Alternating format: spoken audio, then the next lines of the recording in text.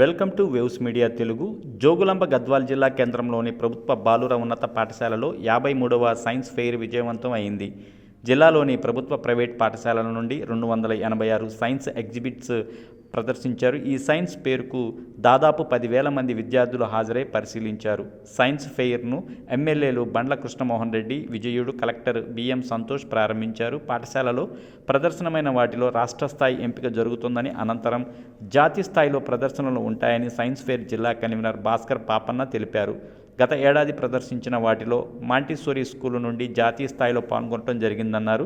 ముఖ్యంగా వ్యర్థ పదార్థాల నుండి విద్యుత్ తయారీ, సోలార్ వాడకం, ప్లాస్టిక్ నిరోధం తదితర వాటిని ప్రదర్శించారు.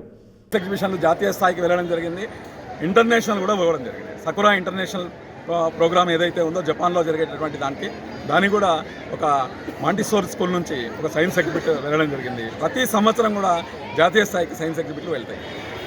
కూడా ఆ గెలుపొందిన విజేతలకందరికీ కూడా సర్టిఫికేట్స్, మెమెంటోస్ ప్రదానం చేయబడతాయి అన్నమాట.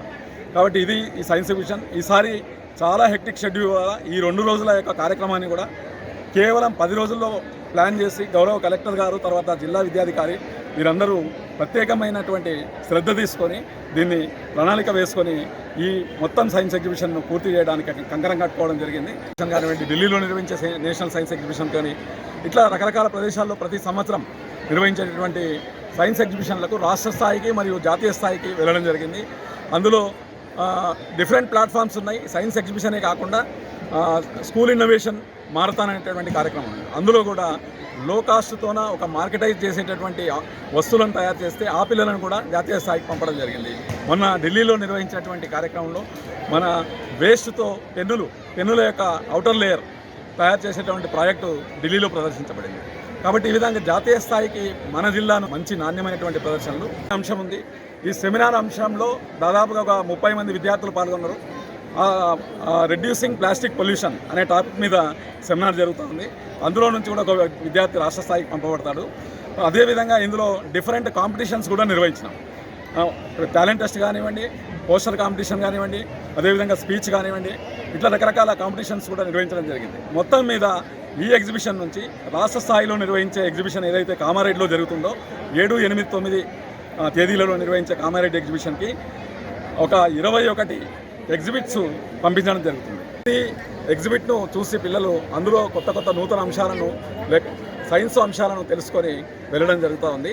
తర్వాత ఇందులో భాగంగా కల్చరల్ యాక్టివిటీస్ కూడా మనం నిన్న 2 రోజుల కార్యక్రమంలో నైట్ పిల్లలకు ఒక మానసిక ఉల్లాసం కలిగించడం కోసం, వాళ్ళకు ఒక స్వాంతన కోసం సాయంత్రము దాదాపుగా ఒక 2-3 గంటల పాటు కల్చరల్ యాక్టివిటీస్ కూడా నిర్వహించబడ్డాయి.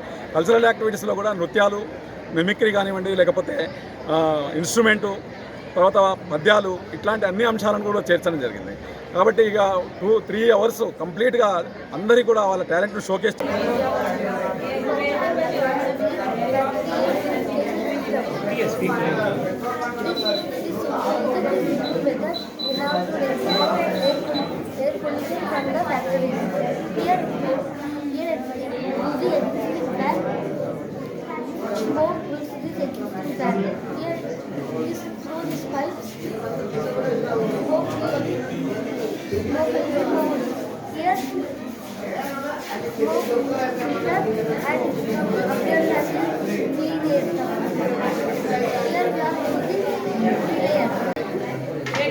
which runs with the help of solar energy and wind energy.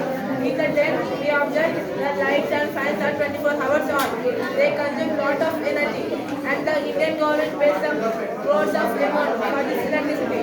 To solve this problem, we implemented this idea.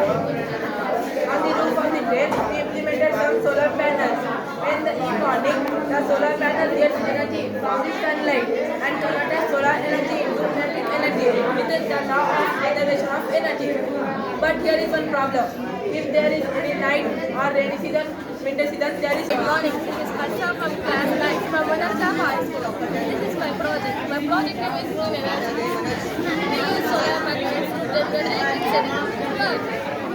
If we kept solar panels above the water, we can save the land, which is cultivated, and we can save water also by evaporating.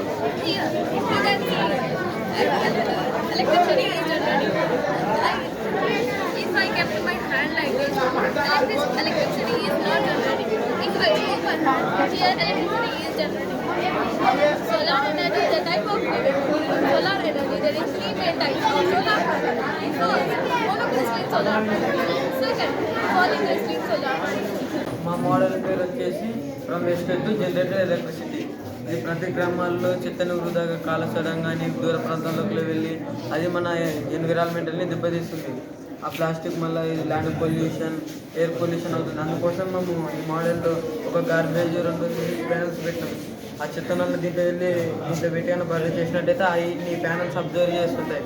ఈ observe చేసిన హీట్ని ఎలక్ట్రిసిటీగా form అయ్యి street లైట్లకి పంపిస్తుంది.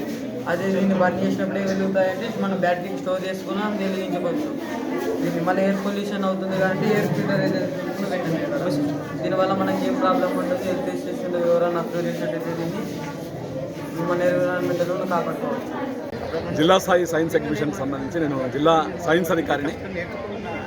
జిల్లా శాఖాధికారి ఆధ్వర్యంలో ఈ యొక్క science exhibition నిర్వహించబడుతుంది.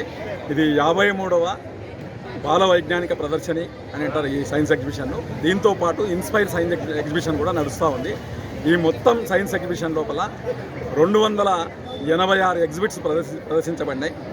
ఈ ఎగ్జిబిట్స్ను ప్రారంభించింది మన గౌరవ శాసనసభ్యులు శ్రీ బండ్ల కృష్ణమోహన్ రెడ్డి గారు, అదేవిధంగా అల్లంపూరు గౌరవ శాసనసభ్యులు విజయులు గారు, తర్వాత మన గౌరవ కలెక్టరు బిఎం సంతోష్ గారు ఈ యొక్క కార్యక్రమానికి విచ్చేసి ప్రారంభోత్సవాన్ని చేయడం జరిగింది.